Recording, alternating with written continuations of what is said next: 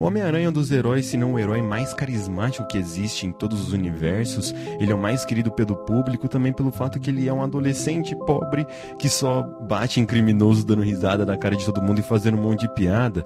Mas ser o Homem-Aranha não é tão fácil assim, e por algumas vezes acaba dando tudo errado, como é a HQ que a gente vai ver hoje. Então é melhor você já dar like nesse vídeo, porque eu gastei R$47 pra comprar essa HQ e me deu muito trabalho pra fazer o roteiro desse vídeo, certo? Enfim, vamos começar. Primeiro só tem que dar uma leve contextualização pra vocês. Primeiro que essa HQ se passa em um universo onde os mutantes têm muito mais privilégio do que os seres humanos. E como todos sabem, o Homem-Aranha não é um mutante. Ele foi mordido pelaquela aranha quando ele estava tirando foto de alguma coisa e ganhou seus poderes assim.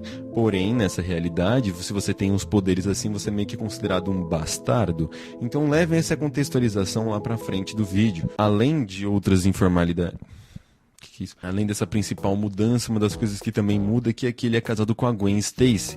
E não se acostumem com a visão daquela Gwen Stacy que tem naqueles filmes do Andrew Garfield, porque aquela Gwen tem a personalidade da Mary Jane das HQs. A Mary Jane, que foi retratada nos filmes do Tobey Maguire, por exemplo, ela é muito chata e é literalmente a Gwen dos HQs, então meio que, entendeu? A personalidade dela se inverte. E algumas outras coisas vocês vão ver também, pessoas que deveriam estar mortas e não estão, e vocês vão entender tudo conforme o vídeo vai começar. A HQ começa com o Peter chorando ao lado da sua esposa e filho, mas não tem muito contexto, é como se tivesse sido um pequeno flashback, apenas um painel da HQ.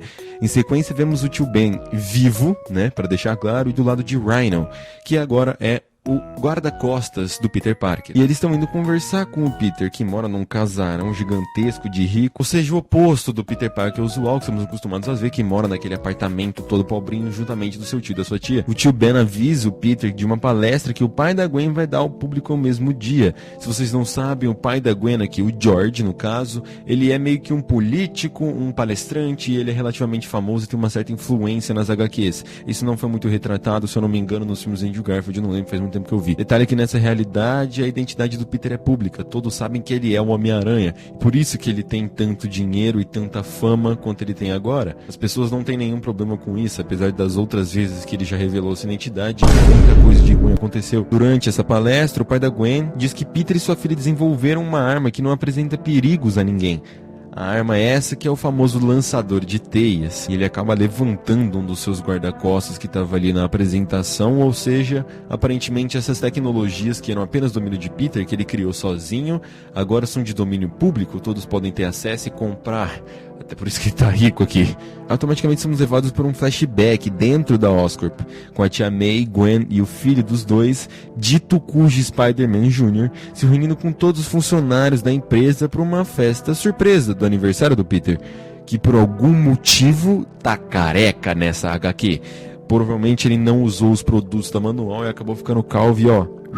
Manual, assine meu contrato e faça uma publi comigo imediatamente. Detalhe que a gente descobre que ficar careca realmente afeta a vida do homem moderno. Até porque o Peter aqui, ainda famoso e rico, casado com a mulher mais linda do mundo, pelo qual ele mesmo disse, ele fica muito mais arrogante. Ele não é mais aquele menino carismático que ele costumava ser. Aquele é um adulto careca de 30 anos, que é arrogante, que flerta também com outras pessoas, o que é bem zoado da parte dele, algo que provavelmente o Peter não faria enquanto estivesse com alguém, apesar que ele já deu em cima da Black Cat enquanto ele estava junto com a Mary Jane, os caralho a quatro, né? O ponto principal é que é deixado claro aqui no começo que o Peter toma vantagem de outras pessoas para chegar onde ele tá chegando. E uma dessas pessoas, inclusive, é o JJJ, que não tem uma relação tão boa com o Peter nessa realidade aqui, assim como não tem nenhuma, na verdade, mas ele trabalha pro Peter em vez de trabalhar na sua própria empresa de jornal. E o JJJ até que vai pra festa do Peter, mas é expulso imediatamente pelo mesmo. E o Peter foi muito babaca desnecessariamente. O JJJ só queria desejar um feliz aniversário pra ele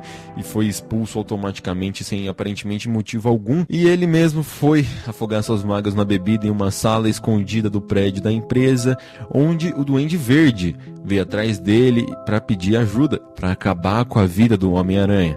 De repente, somos levados a mais uma cena. Parece mais um outro flashback, muito rápido. Por sinal, essa HQ adora fazer cortes repentinos e muito rápido. Só mostra um painel aleatório e passa pra próxima cena. É o Homem-Aranha e o Venom lutando em um prédio. A Gwen tá sendo feita de refém pelo Venom. E ao dizer que ama o Peter, ela é arremessada do prédio. O Peter, com todos os seus ferimentos, pula e vai buscar ela. Uma cena parecida com o que acontece no filme do Andrew Garfield, na morte da Gwen, que ele não consegue alcançá-la. Meu Deus do céu, para de chacoalhar tripé, por favor. Mas então não era um flashback, na verdade tudo isso é rapidamente explicado. Mary Jane e Peter Parker estão atuando para fazer um filme das histórias do Homem-Aranha. Porém, Mary Jane é a que atua no papel de Gwen, até porque a Gwen, como eu disse, é chata e os caras não queriam ela pro papel, queriam deixar uma pessoa doce, que é a Mary Jane.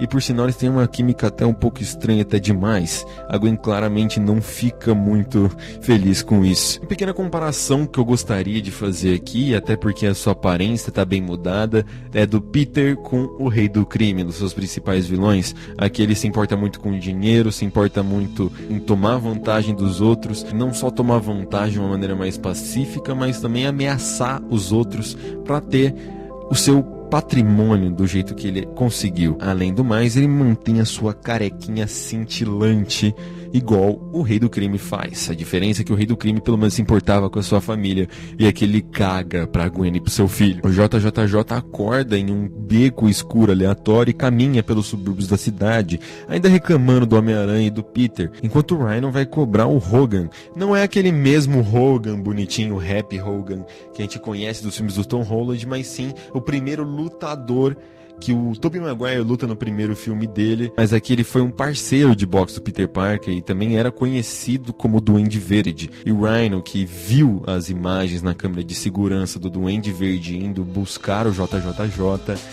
foi cobrar ele por isso, justamente pelo seu apelido ser Duende Verde. Mas então, sem querer fazer muito estrago, Rhino perde o controle e a cobrança, que era para ser algo mais pacífico, saiu até caro demais. Detalhe que todos os personagens que eu citei até aqui trabalharam sim na Oscorp junto com o Peter, e foi lá que ele criou o tal do negocinho de teia aqui, né?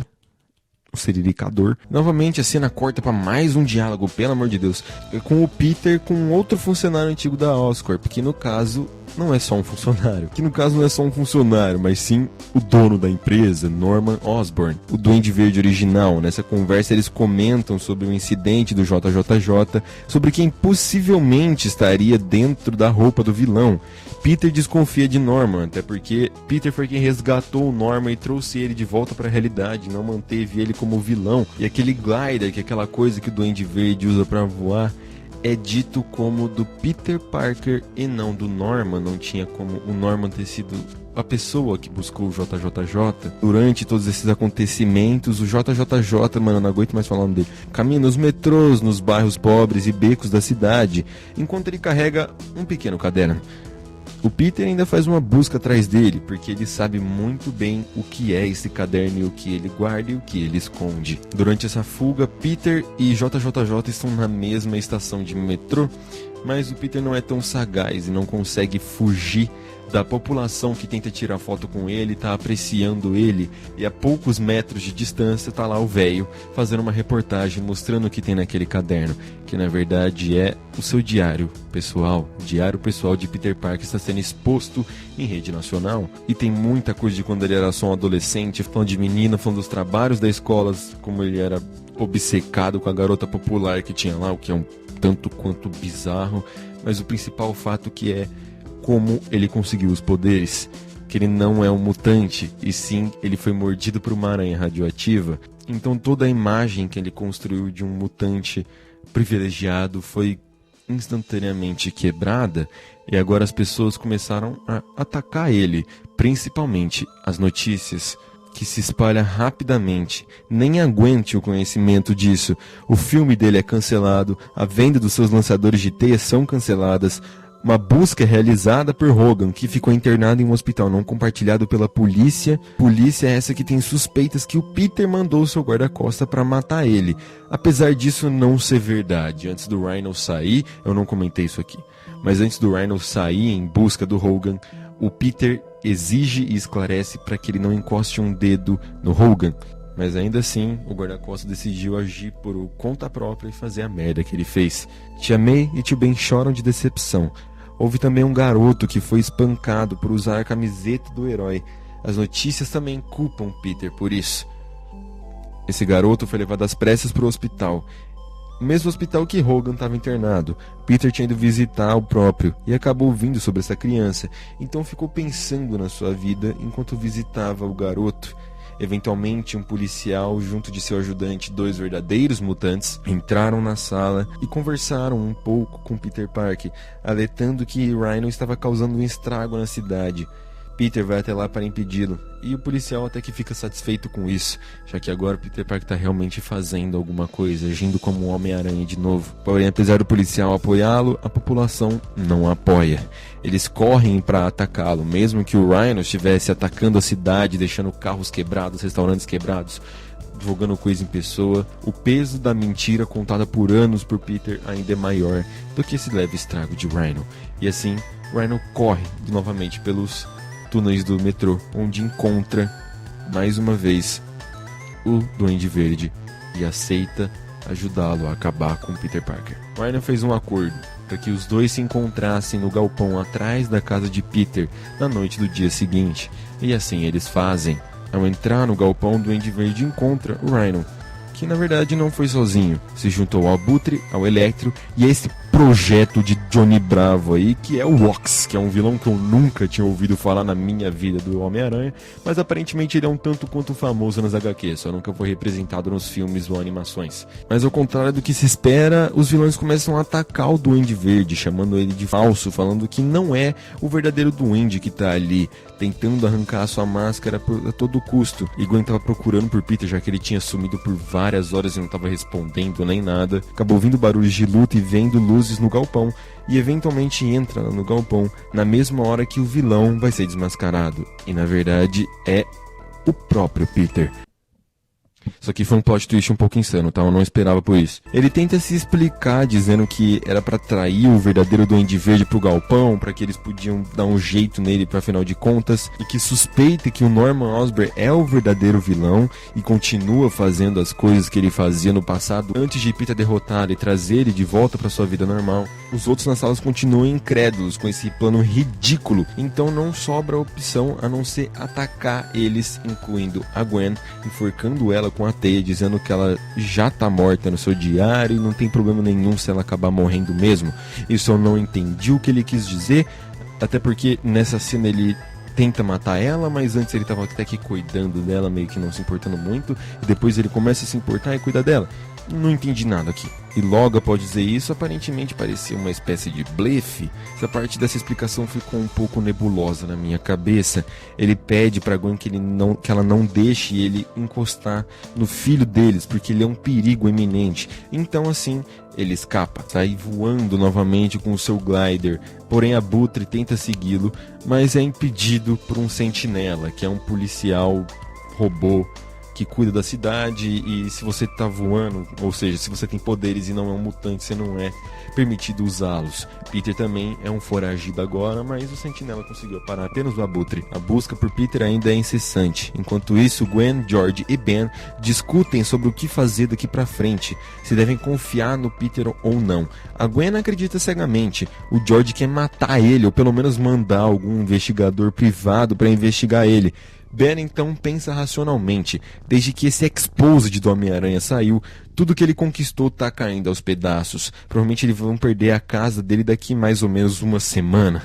Mas mesmo tentando ser racional, o Ben chora, com saudade e preocupação do seu garoto. Ele cuida do moleque como se fosse seu filho desde que os pais do moleque morreram.